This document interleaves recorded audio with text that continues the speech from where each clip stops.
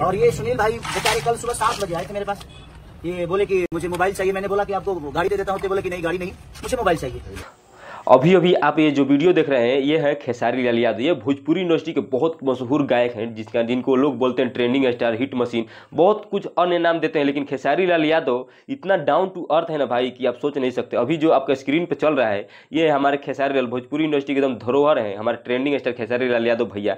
भैया इतना down to earth कोई कैसे हो सकता है, इतने बड़े ओहदे पर पहुँच कर, और इतना मतलब कोई नहीं करता है भोजपुरी इंडस्ट्री में, ऐसा कोई कलाकार नहीं है कि ऐसा करता है भाई।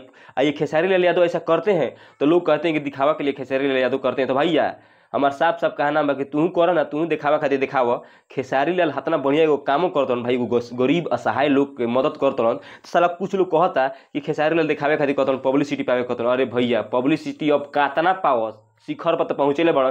खेसारी लाल यादव गए पटना में अपन जिम करे, जिम के बगल में खेसारी लाल यादव एगो अपाहिज लड़का बैठे। लेकिन खेसारी लाल यादव को बड़प्पन देखो भैया, खेसारी लाल यादव का एकदम एगो मोबाइल गिफ्ट कैलन, ओकरा साथे फोटो बोले कहलन कि रील बनाओ तो हमारे साथे। भाई लड़का 2 दिन से खेसारी लाल यादव से फेरा में रह, बेचारा अपाहिज लड़का बा, के ओकर सुनता। लेकिन खेसारी लाल यादव भाई बड़प्पन देखो, खेसारी लाल यादव को सुनलन, ओकरा साथे बैठलन, 10-20 मिनट टाइम स्पेंड कैलन। लेकिन उतना भोजपुरी के कोनो कलाकार ना करलन भैया, खाली दिखावे के सब कलाकार करलन। सच्ची कलाकार, अच्छा कलाकार खेसारी लाल यादव भैया।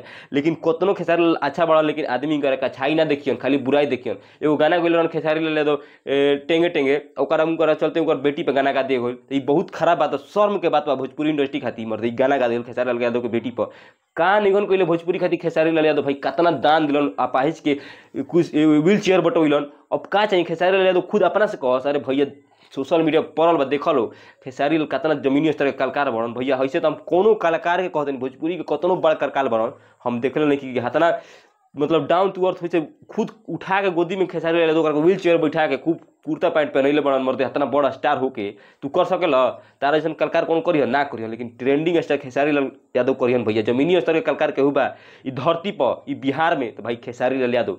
हम बरियारी नहीं बतिया, तुमको तारीफ से टुकरता नहीं करत। हम भाई खेसारी लाल यादव के बहुत दिन से फॉलो करते, बहुत साल से फॉलो करते नहीं। लेकिन हतना बढ़िया कलाकार भोजपुरी इंडस्ट्री में ना मिल पाई भाई। खेसारी लाल है।